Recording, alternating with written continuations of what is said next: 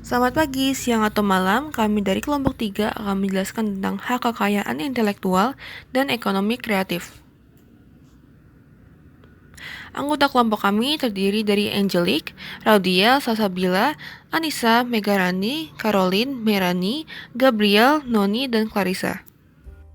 Pengertian haki mengutip dari buku Mengenal Lebih Dekat Hukum Hak Kekayaan Intelektual tahun 2018, hak kekayaan intelek atau hak KI adalah hak yang timbul untuk melindungi hasil olah pikir dan atau seseorang yang menghasilkan suatu produk atau proses yang memiliki gunaan bagi manusia. Hak untuk menikmati secara ekonomis hasil dari suatu kreativitas intelektual. Objek yang diatur dalam HKI antara lain berupa karya-karya yang timbul atau lahir karena kemampuan intelektual manusia. Secara substantif, pengertian HKI dapat dideskripsikan sebagai hak kekayaan yang timbul atau lahir karena kemampuan intelektual manusia. Karya-karya intelektual tersebut di bidang ilmu pengetahuan, seni, sastra, ataupun teknologi dilahirkan dengan pengorbanan tenaga, waktu, dan bahkan biaya.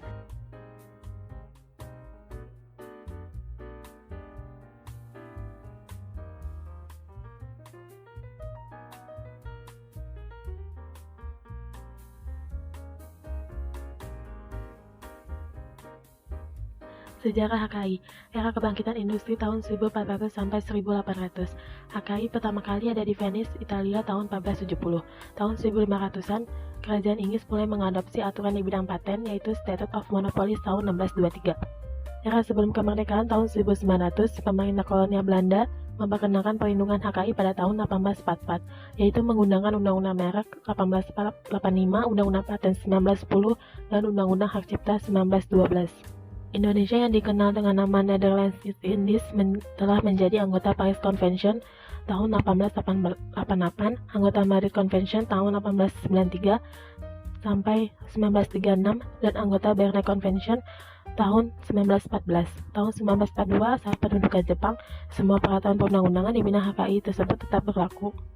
Era setelah Indonesia merdeka, pada tahun 1953, Menteri Kehakiman RI mengeluarkan pengumuman, yaitu Pengumuman Menteri Kehakiman nomor JS 5/41/4 yang mengatur tentang pengajuan sementara permintaan paten dalam negeri, dan Pengumuman Menteri Kehakiman nomor JG 1/2/17 yang mengatur tentang pengajuan sementara permintaan paten luar negeri. Kedua pengumuman tersebut mengatur tentang paten. Undang-Undang Indonesia pertama di bidang HKI adalah Undang-Undang Nomor 21 Tahun 1961 tentang merek perusahaan dan merek perniagaan untuk mengganti Undang-Undang Merek Kolonial Belanda. Indonesia meratifikasi Konvensi Paris pada tanggal 10 Mei 1979 berdasarkan keputusan Presiden nomor 24 tahun 1979. Selanjutnya, pemerintah mengesahkan Undang-Undang Nomor 6 tahun 1982 tentang Hak Cipta pada tanggal 12 April 1982 untuk menggantikan Undang-Undang Hak Cipta peninggalan Belanda. Menurut WIPO, HKI biasanya dibagi menjadi dua bagian. Yang pertama, hak cipta atau copyrights.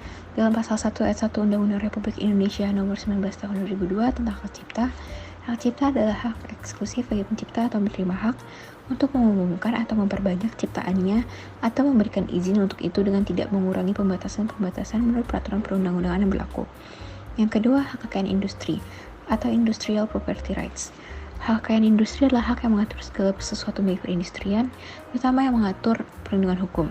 Khusus menyangkut hak atas kekayaan industri, menurut pasal 1 Konvensi Paris mengenai perlindungan hak atas kekayaan industri tahun 1883, sebagaimana telah direvisi dan diamandemen pada 2 Oktober tahun 1979 Konvensi Paris, perlindungan hukum kekayaan industri meliputi yang pertama, paten, yang kedua, paten sederhana, yang ketiga, hak lisan industri, yang keempat, hak merek, yang kelima, nama perusahaan, dan yang keenam, indication of source or appellation of origin.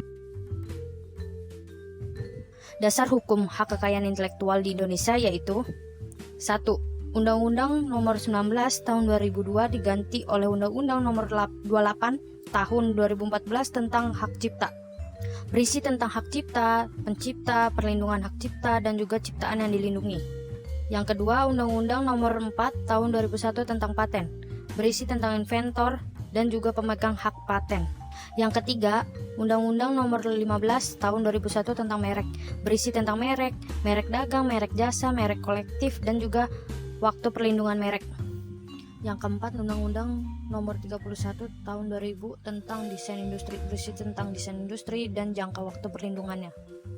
Yang kelima, Undang-Undang Nomor 30 Tahun 2000 tentang rahasia dagang yang berisi tentang rahasia dagang, lingkup rahasia dagang, dan juga perlindungan terhadap rahasia dagang. Dan yang keenam, Undang-Undang Nomor 17 Tahun 2006 tentang perubahan atas Undang-Undang Nomor 10 Tahun 1995 tentang kepabeanan. Pengertian ekonomi kreatif menurut diktum pertama Instruksi Presiden Nomor 6 Tahun 2009 tentang pengembangan ekonomi kreatif adalah kegiatan ekonomi berdasarkan pada kreativitas, keterampilan, dan bakat individu untuk menciptakan daya kreasi dan daya cipta individu yang bernilai ekonomis dan berpengaruh pada kesejahteraan masyarakat Indonesia. Menurut Rencana Pengembangan Industri Kreatif Indonesia, terdapat 14 subsektor yang termasuk dalam pengembangan industri kreatif tahun 2009 sampai 2015, yaitu periklanan, arsitektur, pasar barang seni, kerajinan, desain, fashion, film, permainan interaktif, musik, seni pertunjukan, penerbitan dan percetakan, layanan komputer dan piranti lunak, radio dan televisi, serta riset dan pengembangan. Dasar hukum ekonomi kreatif, yaitu ada Undang-Undang Nomor 24 Tahun 2019 tentang ekonomi kreatif, Instruksi Presiden Nomor 6 Tahun 2009 tentang pengembangan ekonomi kreatif, Peraturan Pemerintah Nomor 24 Tahun 2022 tentang Peraturan Pelaksanaan Undang-Undang Nomor 24 Tahun 2019 tentang ekonomi kreatif, Undang-Undang Nomor 33 Tahun 2009 tentang perfilman, Peraturan Presiden Nomor 97 Tahun 2019 tentang Badan Pariwisata dan Ekonomi Kreatif, dan peraturan-peraturan lainnya yang berkaitan dengan ekonomi kreatif. Sejarah ekonomi kreatif. John Hawkins pertama kali mempopulerkan istilah ekonomi kreatif dalam bukunya The Creative Economy tahun 2001, yang mendasarkan model dan konsepnya pada beberapa faktor yang meliputi penelitian, pengembangan, barang, jasa, budaya, dan seni. Di Indonesia sendiri, ekonomi kreatif muncul pada era Susilo Bambang Yudhoyono. Beliau meluncurkan studi pemetaan kontribusi industri kreatif pada Expo Indonesia tahun 2007. Lalu pada tahun 2008, beliau juga melakukan peluncuran cetak biru ekonomi kreatif Indonesia 2025. Pada era Joko Widodo, Indonesia juga membentuk Badan Ekonomi Kreatif yang bertugas untuk mengelola bidang ekonomi kreatif di Indonesia dan membantu Presiden terkait kebijakan pada ekonomi kreatif. Pada tahun 2005, mantan Presiden Indonesia Susilo Bambang Yudhoyono menyatakan tentang pentingnya mengembangkan industri pada sektor yang bersumber pada kerajinan dan kreativitas bangsa. Pada tahun 2006, Menteri Perdagangan RI saat itu, Dr. Mari Elka Pangestu meluncurkan program Indonesia Design Power di jajaran Departemen Perdagangan RI. Suatu program pemerintah yang diharapkan dapat meningkatkan daya saing produk-produk Indonesia di pasar domestik maupun di luar negeri. Program Indonesia Design Power menitikberatkan pada pengembangan sektor jasa dan dapat memberikan ruang bagi pelaku dan industri kreatif. Hal ini menjadi bukti bahwa perkembangan industri kreatif di Indonesia mengarah pada tren yang positif. Pada tahun 2010 dibuat suatu platform digital ekonomi kreatif di Indonesia yang berguna untuk mengetahui perkembangan industri kreatif di Indonesia. Di sisi lain, mulai adanya sosialisasi yang semakin intens dari pemerintah pusat kepada pemerintah daerah. Dalam hal ini, pembuatan data eksportir, importir, para pengusaha dan para pelaku industri kreatif, serta lembaga pendidikan formal maupun non-formal. Para perkembangan lainnya ialah pembuatan cetak biru rencana pengembangan industri kreatif nasional tahun 2025.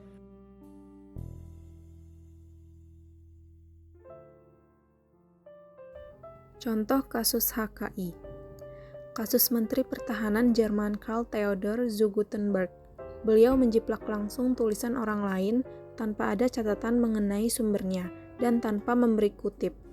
Misalnya, koran Swiss Neue Zürcher Zeitung, koran Jerman Frankfurter Allgemeine Zeitung, dan beberapa tulisan yang dipublikasi di internet untuk tesis berjudul Verfassung und Verfassungsvertrag, atau yang biasa disebut konstitusi dan perjanjian konstitusi, sebuah perbandingan antara sistem konstitusi di Amerika Serikat dan di Eropa. Akibatnya, gelar doktor gagal diperolehnya karena Universitas Bayreuth, Jerman, menyatakan tesisnya tidak memenuhi standar ilmiah, dan beliau juga mengundurkan diri dari jabatannya. Contoh kasus ekonomi kreatif. Ada beberapa sub-ekonomi kreatif yang menunjukkan peningkatan secara signifikan karena mampu beradaptasi dengan transformasi digital. Salah satunya adalah dengan menjadi entrepreneur atau wirausaha dan membuka lapangan kerja seperti pada bidang yang kini sedang berkembang pesat di sektor ekonomi kreatif dan berkaitan dengan kreativitas seperti kuliner, fashion, aplikasi, maupun konten digital. Nah, adapun permasalahan yang terjadi dalam ekonomi kreatif yaitu dalam konten digital, di mana pada tahun 2019 media sosial cukup ramai dengan terbongkarnya konten video yang diunggah oleh YouTuber calon sarjana. Akun tersebut dituding melakukan pencurian konten oleh YouTuber asal Inggris, yaitu @JTNewTube atau biasa disapa JT. Pencurian konten itu dibongkar oleh JT dengan mengunggah foto untuk membuktikan bahwa videonya yang berjudul This is the New #1 YouTube channel dicuri oleh calon sarjana untuk diunggah lagi di YouTube dengan judul Parlopon Record, channel YouTube yang mengalahkan T-Series. Usai unggahan JT jadi viral di media sosial, calon sarjana pun menyampaikan permintaan maaf mereka. Melalui fitur DM di Twitter, calon sarjana mengaku salah dan meminta maaf telah mencuri ide dari JT. Nah, dalam hal ini, apabila ekonomi kreatif dihubungkan dengan kekayaan intelektual, maka dengan pahamnya para konten kreator tentang pentingnya HKI, akan lebih aman menjaga keorisinilan ide. Selain itu, dapat dijadikan sebagai perlindungan terhadap ide para pelaku ekonomi kreatif maupun industri kreatif, sehingga mampu menjadikan sumber peningkatan penghasilan, khususnya para ekonomi kreatif. Nah, jadi ketika suatu ide mendapatkan HKI, secara tidak langsung, ide ini akan mendapat perlindungan dan memberikan manfaat ekonomi untuk pencipta, kreator, pendesain, bahkan investor. Untuk itu, haruslah dapat dipahami dengan baik oleh para pelaku ekonomi kreatif. Sekian dari kelompok kami, atas perhatiannya kami ucapkan terima kasih.